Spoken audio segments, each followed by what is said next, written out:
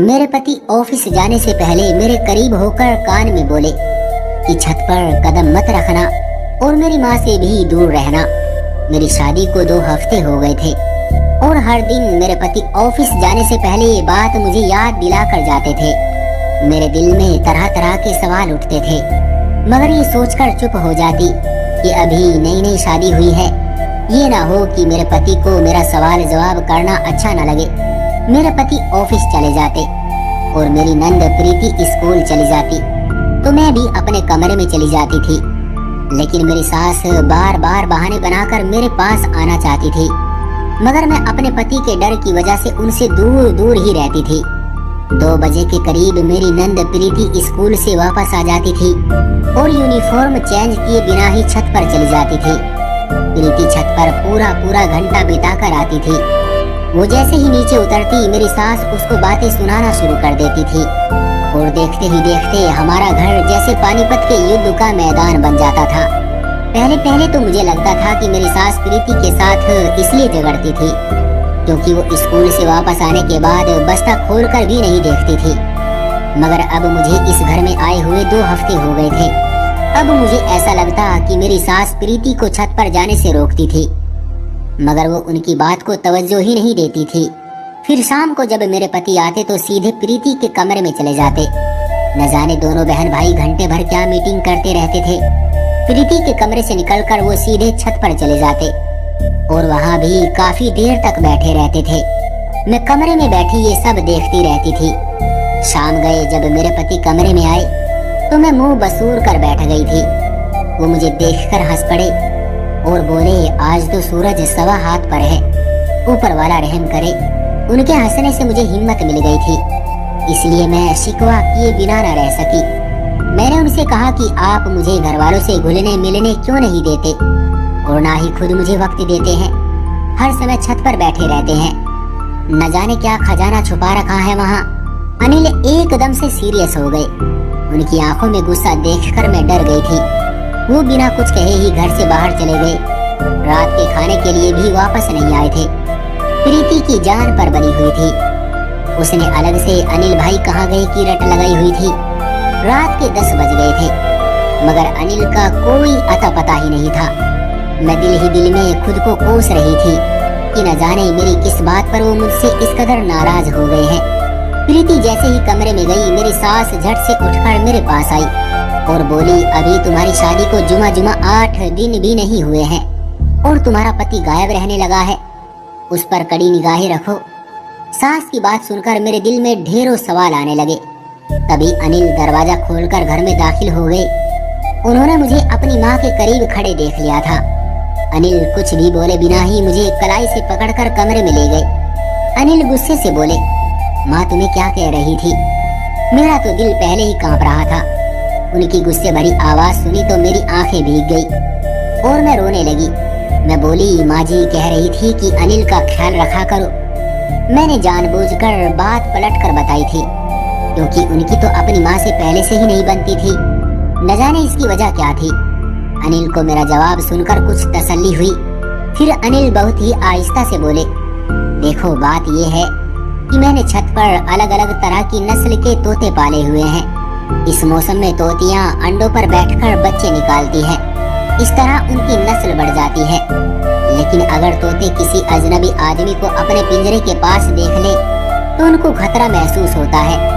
फिर वो अंडों से बच्चे नहीं निकालते, वो अपने अंडे खुद ही तोड़ देते हैं। तुम अभी उनके लिए अजनबी हो, इसलिए मना करता हूँ। अनिल की बात सुनकर मेरा दिल हल्का हो गया था। मैं बोली, परिंदे तो मुझे भी बहुत पसंद है, मैं आपके तोतों का ख्याल रखूंगी। प्रीति भी तो ख्याल रखती है। अनिल हंसकर बोले, मेरे तोते प्रीति को जानते हैं। मैंने उसकी ड्यूटी लगा रखी है कि वो मुझे तोतों की रिपोर्ट दिया करे, किस जोड़े ने अंडे दे दिए हैं और किसने अभी बच्चे निकाले हैं। मैं सारी बात समझ गई थी। फिर मैं बोली, आप मुझे माँ जी के पास बैठने से मना क्यों करते हैं? वो बोले, क्योंकि माँ तुम्हें नुकसान पहुंचा सकती है। उनका मानसिक संतुलन कुछ बिगड़ा हुआ है। क्या तुम नहीं देखती कि वो हर वक्त लड़ती झगड़ती रहती है? मैंने हाँ में सर हिला दिया। अनिल के जवाब से मेरे दिल को कुछ सुकून मिला। मैं अपने आप को बहुत ही हल्की फुल्की सी महसूस कर रही थी। अगले दिन फिर अनिल मेरे कान में बोले कि छत पर मत जाना और माँ से दूर रहना। लेकिन मैंने दिल ही दिल में सोच लिया था कि मैं अनिल से छुपकर माँ जी का ख्याल रखूंगी। बीमारी में क्या माँ बाप औलाद को छोड़ देते हैं। अनिल और प्रीति तो अपनी माँ से गैरों जैसा सलूक करते थे, मगर मैं तो ऐसा नहीं कर सकती थी ना। इसलिए मैं दोनों के जाने के बाद अपनी सास के पास आकर बैठ गई। मैंने कहा, माँ जी, मैं आपके सर में तेल लगाकर मालिश कर दूं? उन्होंने जल्दी जल्दी हाँ में सर हिलाया कि कहीं मैं बाद में मुकर न जाऊं। मैं उनके सर में तेल लगाते हुए इधर उधर की बातें कर रही थी, जबकि मेरी सास बार बार मुझसे जिद कर रही थी कि तुम छत पर जाकर वहाँ की सफाई कर दो। मैं बोली, माँ जी, अनिल ने मुझे छत पर जाने से मना किया है। वो बोली, हम दोनों घर में अकेले हैं, ना तुम अनिल को बताओगी और ना ही मैं बताऊंगी। फिर डर किस बात का? मैंने सोचा कि अगर मैंने अपनी सास को मना कर दिया तो वो नाराज ना हो जाए। वो कहेगी कि पहली बार किसी काम को कहा है और वो भी बहू ने मुंह पर ही मना कर दिया। वैसे भी मुझे तोते देखने का बहुत शौक था, लेकिन मेरी बदकिस्मती ये थी कि मैं जैसे ही झाड़ू लेकर सीढ़ियाँ चढ़ने लगी, प्रीति अचानक ही गेट खोलकर घर में दाखिल हो चुकी थी और वो भागते हुए मेरे पीछे आई और उसने मुझे कलाई से पकड़कर नीचे की तरफ खींच लिया और बोली, आपको भाई ने छत पर जाने से मना किया था ना, मगर आपने उनकी बात नहीं मानी। मैं अभी भाई को फोन करके बताती हूँ। मैं डर के मारे कांपने लगी। फिर मैंने प्रीति के आगे हाथ जोड़ दिए कि तुम अनिल को कुछ मत बताना, मगर उसने मेरी एक न सुनी और फोन मिलाकर अनिल से बोली, मैंने भाभी को छत पर जाते हुए रंगे हाथों पकड़ लिया है। ये तो अच्छा हुआ कि आज हाफ डे था और आज स्कूल से आधी छुट्टी हो गई, वरना सोचे क्या हो जाता। मैं अपनी अक्ल पर मातम करने लगी थी कि मैंने ये बात नजरअंदाज क्यों कर दी कि आज तो आधी छुट्टी थी। प्रीति ने मुझे फोन पकड़ा दिया और बोली, भाई आपसे बात करना चाहते हैं। मैंने फोन कान से लगाकर हेलो किया तो अनिल की गुस्से से भरी आवाज सुनाई दी। वो बोले, आज मैं इसको तुम्हारी पहली और आखिरी गलती समझकर माफ कर रहा हूँ, लेकिन अगर एक बार भी तुमने ये हरकत दोबारा करने की कोशिश की तो मैं कुछ भी सोचे समझे बिना ही तुम्हें घर से निकाल दूंगा। मुझे अनिल से इस तरह की उम्मीद नहीं थी। मैं अपने कमरे में जाकर रोने लगी थी। शाम हुई तो अनिल ऑफिस से लौट आए थे। वो रोज की तरह प्रीति के कमरे में चले गए और फिर छत पर चले गए। मैं कमरे में बैठी डर की वजह से कांप रही थी कि अब न जाने वो मेरे साथ क्या करेगा। लेकिन जब वो कमरे में आए तो बहुत ही प्यार से बोले, क्या बात है, आज अंधेरा करके क्यों बैठी हो? अनिल की बात सुनकर मेरे दिल को कुछ सुकून मिला। मैं जल्दी से उठी और अनिल से बोली, मैं छत पर जाना नहीं चाहती थी, माँ जी ने मुझे जबरदस्ती भेजा था। अनिल ने कुछ सोचते हुए सर हिला दिया। वो बोले, इसलिए तो मैं तुम्हें माँ के पास बैठने से मना करता हूँ, क्योंकि वो हम दोनों को बसने ही नहीं देना चाहती। मैं हैरत में डूब गई थी। आखिर वो कैसी माँ थी जो बेटे का घर उजाड़ना चाहती थी। रात को मैं सोई हुई थी कि अचानक ही मेरी आंख खुल गई, लेकिन मुझे दोबारा नींद ही नहीं आ रही थी। मैं करवट पर करवट बदल रही थी। प्यास की वजह से गले में कांटे चुभने लगे थे, इसलिए मैं उठकर बाहर सहन में निकल आई थी। मगर मुझे हैरत तब हुई जब मैंने प्रीति और अपनी सास को सर जोड़कर बैठे देखा था। न जाने वो दोनों आपस में क्या खुसर खुसर कर रही थी। मैं दबे कदमों अपने कमरे में वापस लौट आई। ये बात तो जाहिर थी कि मेरी सास और प्रीति अंदर से एक दूसरे से मिली हुई थी। वो अनिल की आंखों में धूल झोंकने के लिए आपस में लड़ रही थी। फिर रात को न जाने क्या क्या प्लान बनाती थी। अब मुझे समझ आ गया था कि आज का वाकया भी एक सोची समझी चाल थी। माँ जी ने मुझे उसी वक्त छत पर भेजा जब प्रीति की वापसी का वक्त हो गया था। लेकिन फिर दिल में एक ख्याल उठता कि अनिल ऐसा क्यों करते हैं। तोते तो अक्सर घरों में पाए जाते हैं, मगर इस कदर एहतियात उससे पहले देखने को नहीं मिली थी। मैंने सोच लिया था कि मैं इन तीनों को बेनकाब करके ही रहूंगी। अगले दिन ऑफिस जाने से पहले अनिल ने मुझे फिर से वही बात कही जो हमेशा ही मुझे कहते थे। अनिल और प्रीति के जाने के बाद मैं भी अपने कमरे में चली गई थी। मेरी सास मुझे बार बार आवाज देती जा रही थी। वो कभी कहती कि आकर मेरी टांगे दबा दो, तो कभी कहती कि सर में तेल डाल दो। दिल चाहता था कि उनकी बात मान लूं, मगर दिल दिमाग बार बार मना ही कर रहे थे। इसलिए मैं दिल दिमाग की जंग में फंसी रही, मगर कमरे से बाहर न निकली। दोपहर 2 बजे के करीब प्रीति घर आई थी। वो सीधा मेरे कमरे में ही आई थी। वो बोली, भाभी मैंने महसूस किया है कि कल के झगड़े के बाद आप मुझसे नाराज सी हो। मैं मुंह बसोड़ कर बोली, क्या नाराज नहीं होना चाहिए? प्रीति मेरे पास आकर बेड पर बैठ गई और बोली, अगर मैं आपकी जगह होती तो मैं भी नाराज हो ही जाती, मगर आप खुद को मेरी जगह रखकर देखोगी तो आपकी नाराजगी खत्म हो जाएगी। मैं बिन बाप की बच्ची हूँ। माँ का भी मानसिक संतुलन बिगड़ा हुआ है। अब अनिल भाई ही है जो मेरे लिए माँ और बाप दोनों बन गए हैं। अब उन्होंने मुझे एक काम सौंपा है और वो है उनके तोतों की देखभाल करना। क्या मैं उनके लिए इतना भी नहीं कर सकती? फिर मुझे ये भी डर था कि अगर अनिल भाई नाराज हो गए तो मैं कहीं की भी नहीं रहूंगी। अब आप अपना गुस्सा थूक दें और मेरे साथ दोस्ती कर लें। देखो मैं आपके लिए स्कूल से क्या लाई हूँ, शकरकंदी की खट्टी मीठी चाट। इतना कहकर प्रीति किचन में चली गई। जब वो वापस आई तो उसने अपने हाथों में 2 प्लेटें पकड़ी हुई थी जिनमें चाट थी। मेरे मुंह में एकदम से पानी भर आया। फिर मुझे प्रीति की बातें भी कुछ सही ही लगी थी, इसलिए मैंने मुस्कुराकर उसे वो प्लेट पकड़ ली और चाट खाते हुए बातें करने लगी। वो मुझे अपने स्कूल की बातें बता रही थी। चाट खाकर वो बोली, भाभी अब मैं जरा तोते देखाऊं, फिर अपने कमरे में जाकर सो जाऊंगी। उसकी बात सुनकर मुझे भी नींद आने लगी थी। मैं भी लेट गई थी। फिर कुछ पता ही न चला कि मुझे कब नींद आ गई। शाम गई, मेरी आंखें खुली तो आंखों के आगे अंधेरा ही अंधेरा था। जी चाहता था कि मैं फिर से सो जाऊं, मगर हिम्मत करके उठ बैठी। मैं जैसे ही बाहर निकली तो ये देखकर हैरान ही रह गई थी कि अनिल और प्रीति छत से नीचे उतर रहे थे और उनके साथ एक लेडीज डॉक्टर भी आगे आगे चल रही थी। मेरी सास उस डॉक्टर को देखकर चिल्लाने लगी, मुझे बता दे सब ठीक है ना? वो डॉक्टर हाँ में सर हिलाकर बाहर निकल गई।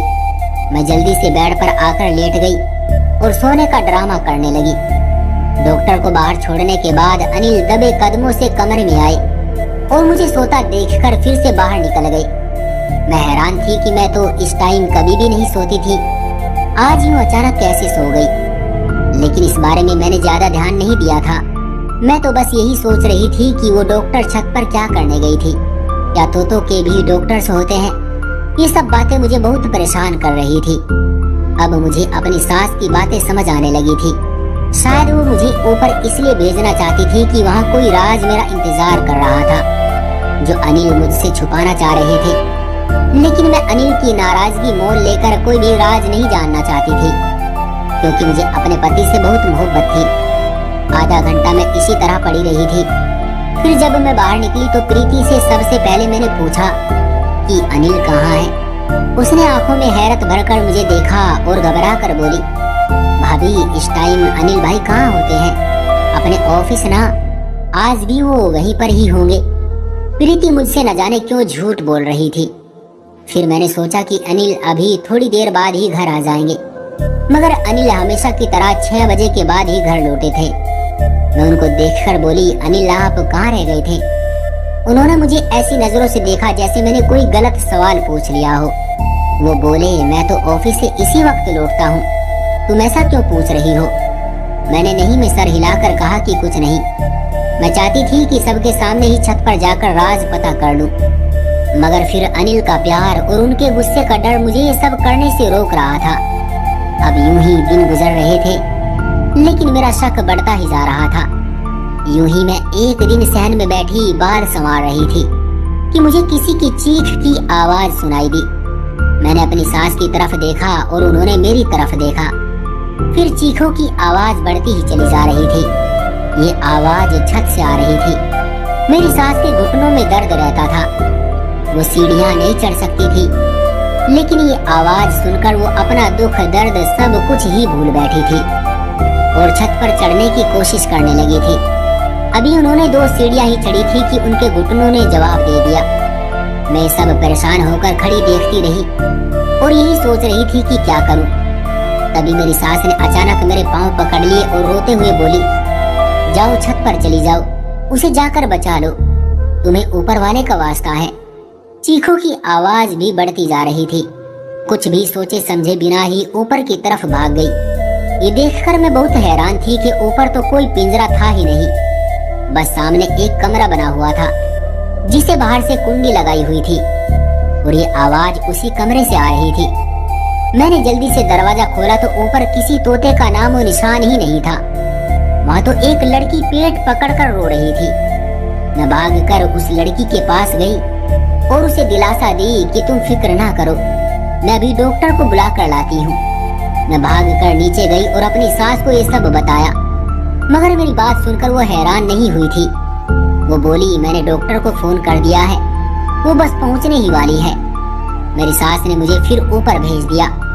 मैं उस लड़की को दिलासा देती रही। थोड़ी देर बाद डॉक्टर भी आ गई और उसने मुझे कमरे से बाहर भेज दिया। कम से कम आधे घंटे बाद मुझे बच्चे की रोने की आवाज सुनाई दी। डॉक्टर बोला, बेटा हुआ है। फिर मैं उस बच्चे को लेकर नीचे आ गई। इतनी देर में प्रीति भी स्कूल से लौट आई। वो बच्चे को देखकर हैरान रह गई। मैंने कहा, देखो तुम्हारे भाई की तोती ने अंडे से बच्चा निकाल दिया है। प्रीति का चेहरा लाल पड़ गया। वो जल्दी से कमरे की तरफ भागी और अनिल को फोन करके उन्हें घर आने को कहने लगी। वो जब घर लौटे तो बड़े बौखलाए हुए थे। मैं उन्हें बच्चा दिखाकर बोली, किस पर गया है ये? वो मुझे नजरअंदाज करके ऊपर चले गए। फिर प्रीति और अनिल दोनों उस लड़की को लेकर नीचे ले आए। मैं खुद को उस घर में अजनबी सा महसूस कर रही थी। मुझे कोई राज में शामिल ही नहीं करता था। मुझे लगा कि शायद ये लड़की अनिल की पत्नी है, इसलिए तो अनिल उसे मुझसे छुपा छुपा कर रखते थे। मैंने फैसला कर लिया था कि मैं ये घर छोड़कर चली जाऊंगी। मैं कमरे में आकर अपना सामान पैक कर रही थी जब अनिल कमरे में आए और मुझे देखते रहे। फिर बोले, ये क्या कर रही हो तुम? मैंने कहा, मैं आपका घर छोड़कर जा रही हूँ। अनिल बोले, मुझसे ऐसी कौन सी गलती हो गई है जो तुम मुझे छोड़कर जा रही हो? मैंने कहा, ऊपर वाले ने आपको चांद सा बेटा दिया है, आपको और क्या चाहिए? मेरी तो आपको पहले भी परवाह नहीं थी।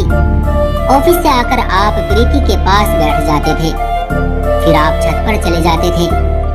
मैं तो आपकी जिंदगी में कुछ हूँ ही नहीं। अनिल ने मेरे सामने से कपड़ों वाला बैग उठा लिया और मेरा हाथ थामकर मुझे अपने सामने बैठा लिया। फिर बोले, मेरी बात को बहुत ही ध्यान से सुनना। तुम जानती हो कि ये लड़की जो छत पर रहती है ये मेरी सगी बहन है। ये जब 16 साल की हुई तो न जाने किस दरिंदे की बातों में आ गई। उस लड़के ने छुपकर इससे शादी कर ली और ये प्रेग्नेंट हो गई। माँ ने ये बात मुझसे छुपा ली थी, लेकिन मुझे उसके बढ़ते पेट से अंदाजा हो गया था कि कुछ न कुछ तो गड़बड़ जरूर है। मैंने उससे पूछा, वो छोटी थी तो डर गई और सब कुछ मुझे बताने के लिए तैयार हो गई। सच सुनकर मैं तो कांप कर रह गया था। जब मैंने उससे और बातें पूछने की कोशिश की तो वो रोने लगी थी। उसने मुझे अपने पति का नाम नहीं बताया था। फिर मोहल्ले वाले को हम क्या बताते कि किसका बच्चा है? मेरी मासूम बहन बदनाम होकर रह जाती और हम भी किसी को मुंह दिखाने के लायक न रहते। इसलिए मैंने उसको कहा कि वो छत पर ही रहे। वो इस बात पर तैयार हो गई थी, लेकिन माँ को लगता था कि मैंने और प्रीति ने उसको उसके जुर्म की सजा देने के लिए उसे छत पर कैद किया हुआ है। माँ घुटनों की वजह से छत पर नहीं जा सकती थी, इसलिए हर समय मुझसे और प्रीति से झगड़ती रहती थी कि मेरी बेटी को नीचे ले आओ। जहाँ तक तुम्हारी बात है तो मैंने तुम्हें इसलिए नहीं बताया क्योंकि अभी तो तुम हमारे घर में नई आई थी। तुम मेरी बहन के बारे में कोई गलत राय भी सोच सकती थी। मुझे डर था कि तुम मुझे छोड़कर न चली जाओ। अब जब हर चीज तुम्हारे सामने आ ही गई है तो मैं तुमसे एक मदद मांगना चाहता हूँ। क्या तुम मेरी बात मानोगी? मैं अनिल की बातें सुनकर अपनी नंद के लिए परेशान हुई। मैंने झट से हाँ में सर हिला दिया तो अनिल बोले, तुम मेरी बहन के साथ दोस्ती का रिश्ता बना लो। तुम ही वो इंसान हो जिसे वो अपना राज बता सकती है, क्योंकि उसने ना प्रीति को कुछ बताया है और ना ही माँ को। मैंने अनिल से वादा किया था कि मैं उससे पूछकर ही रहूंगी। अब मैं हर समय अपनी नंद के साथ साथ रहती थी। मैं उसके बच्चे का बहुत ख्याल रखती थी। मैंने एक दिन उससे कहा कि ये बच्चा कितना बदनसीब है ना, इसे तो बाप का भी प्यार नहीं मिला। वो ये बात सुनकर फूट फूट कर रोने लगी। फिर बोली, भाभी इस बच्चे का बाप रमेश है, मेरा बचपन का मंगेतर। न जाने हमें क्या सूझी कि हमने जोश जोश में घर वालों से छुपकर शादी कर ली थी। जब मैं प्रेग्नेंट हुई तो वो डर गया और पीछे हट गया, क्योंकि वो तो खुद अभी कॉलेज का स्टूडेंट था। वो घर वालों को ये सब नहीं बताना चाहता था। नंद के मुंह से उसके पति का नाम सुनकर मेरे सर से तो जैसे बोझ ही उतर गया। मामला तो बहुत ही सीधा था। हम बिना वजह ही घबरा रहे थे, क्योंकि जो इसके बच्चे का पिता था उसके साथ तो इसका बचपन से ही रिश्ता तय हो चुका था। मैंने अनिल से बात की तो उन्होंने भी सुकून का सांस लिया। फिर तो सारा मामला ही सुलझ गया। अगले दिन अनिल रमेश के घर गए और रमेश की मम्मी पापा से बात की। उन्हें भी सारी बात बता दी। शुक्र है कि रमेश के माँ बाप ने अपने बेटे की गलती को स्वीकार किया और शर्मिंदगी भरे लहजे में बोले कि आप चिंता ना करें, कुछ सालों बाद भी तो हमें तुम्हारी बहन को बहू बनाकर ले ही आना है, तो आज क्यों नहीं। इस तरह मेरी नंद एक बच्चे के साथ अपने घर से विदा होकर अपने ससुराल चली गई थी और हमारे घर में एक बार फिर से खुशियां लौट आई थी। तो दोस्तों, ये थी हमारी आज की कहानी। आपका क्या कहना है इस कहानी के बारे में, कमेंट करके हमें जरूर बताएं। वीडियो को लाइक करके चैनल को सब्सक्राइब कर लीजिए, साथ में घंटी को दबाकर ऑल पर कर लें, ताकि आने वाली वीडियो का नोटिफिकेशन आपको तुरंत मिले। मैं मिलता हूँ आपसे अगली वीडियो में, तब तक के लिए धन्यवाद।